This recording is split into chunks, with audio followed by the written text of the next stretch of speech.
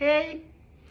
Täällä taas ollaan. Nyt mä vähän kertoisin näistä eri modevaihtoehtoista, mitä tässä harjassa on. Tässä on aika monta vaihtoehtoa, millä sä voit harjata. Niin ensinnäkin toi ensimmäinen kliini niin on ihan semmoinen perusharjaukseen mun mielestä hyvä. Se pesee todella puhtaaksi ja käy ihan normaaliin harjaukseen todella hyvin. Täytyy aina muistaa se, että se harja kulkee siellä iänrajassa, että vähän tunnet, että se puhdistaa myös iänrajan. Sitähän ei saa painaa, vaan ihan kevyellä kädellä pidät sitä siinä hampaan pinnalla 45 asteen kulmassa ja tunnet sen, että se harjaa myös sitä iänrajaa. Tämä kliini on hyvä siinä normaaliharjaukseen.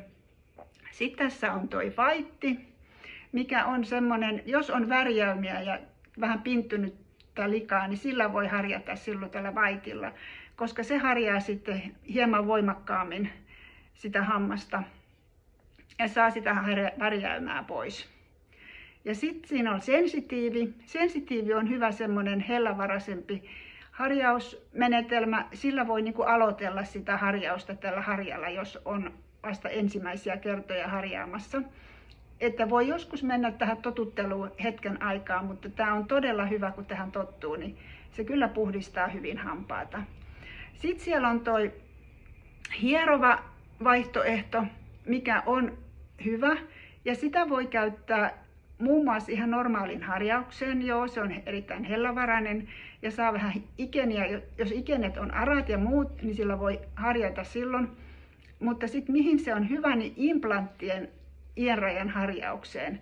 Jos on implantteja tai kruunuja suussa, niin tämä on erinomainen vaihtoehto silloin harjata tällä niitä implantin iänrajoja. Sillä saa hyvin harjattua ja se ei täristä. Siellähän on metallinen ruuvi siellä implantin sisällä, joka saattaa sitten jollain sähköhammasharjoilla täristää sitä.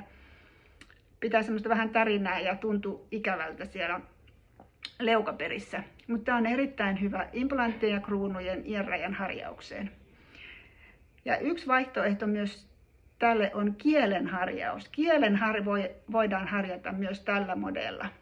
Sitten siellä on se ienhoito. Se on hyvä silloin, jos ikenet on arat ja ehkä vaikka vertavuotavat. Siinä täytyy aina muistaa, että jos on vertavuotavat ikenet, niin jos se ienverenvuoto ei sieltä lakkaa viimeistään 2 viikkoon, niin sitten kannattaa jo kyllä varata suuhygienistille tai hampaiden ammattilaiselle aikaa, että katsotaan tarkemmin, mikä siellä pitää sitä tulehdusta yllä. Että tässä tämmöisiä pieniä vinkkejä taas tällä kertaa. Kiitos.